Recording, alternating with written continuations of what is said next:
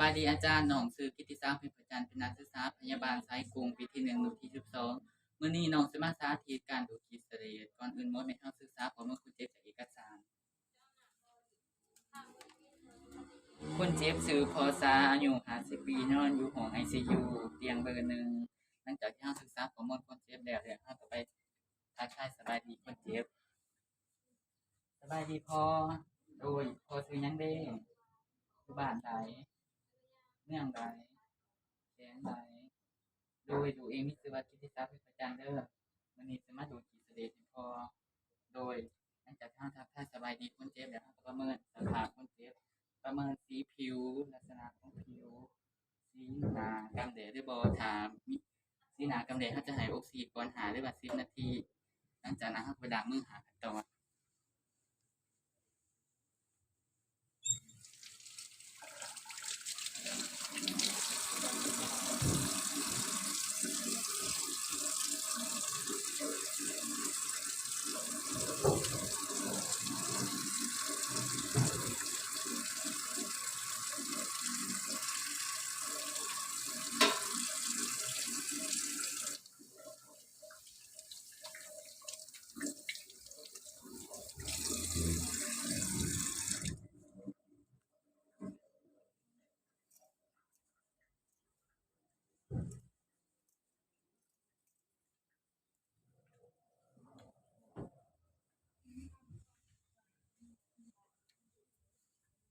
หลังจากที่เราล้างมือแล้วจัดสภาพแวดล้อมให้เหมาะสมปิดพัดลมเปิดไฟปิดผ้ากางแล้วก็เตรียมอุปกรณ์ให้ครบถ้วน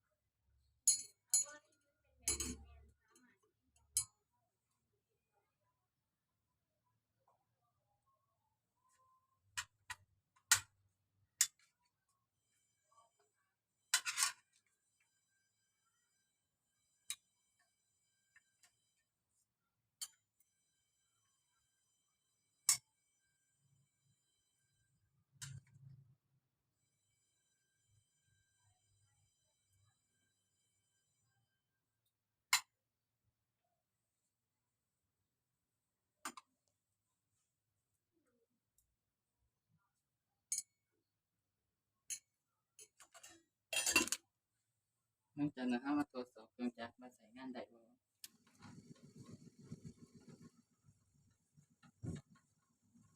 ล้างมือด้วยแอลกอฮอล์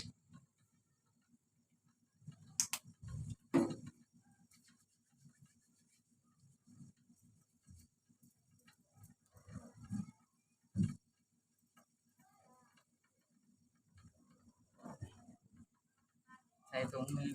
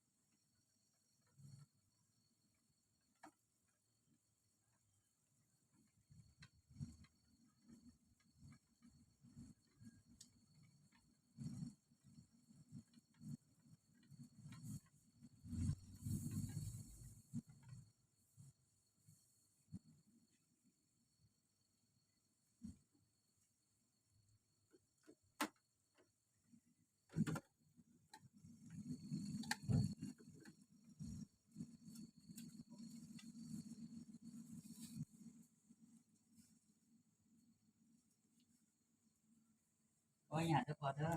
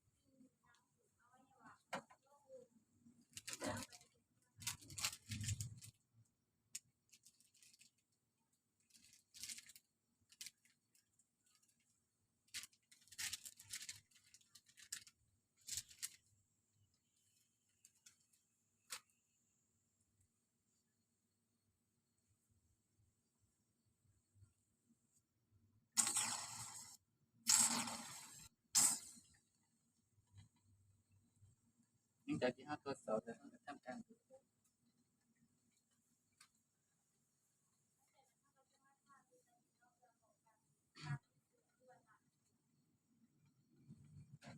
ขออย่าเด้อพอเด้อ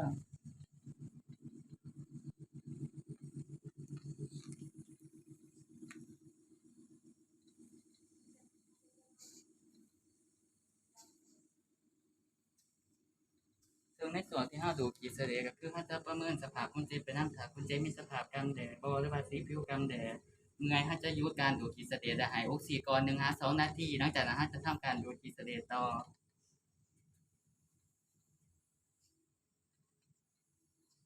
จนกว่าเสมอในผง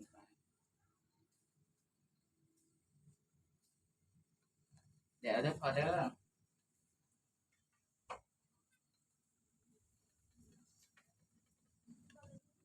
น้ำมัน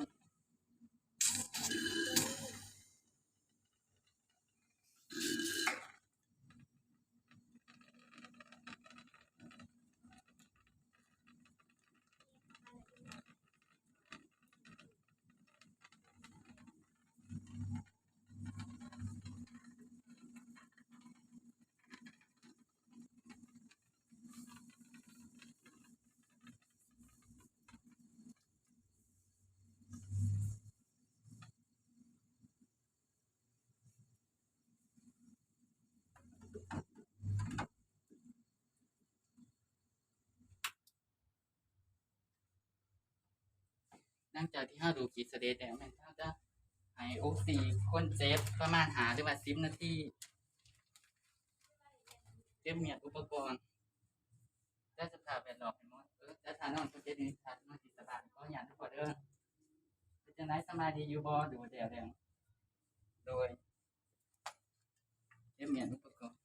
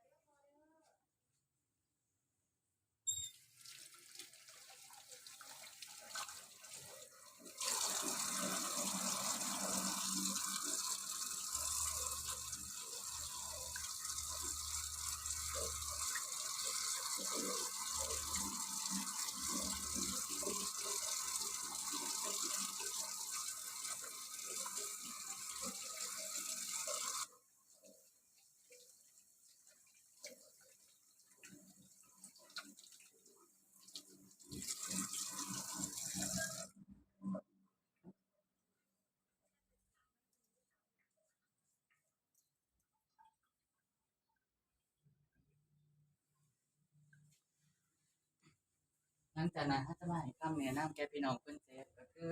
ถ้าว่าคนเจ็บมีอาการที่ปกติคือสีผิวกำแดดบ่เมื่อยบ่หรือว่าหายใจบ่ออกหรือว่าหายใจบ่สะดวกก็สามารถไปเอิ้นทานหมอได้ตลอดเวลา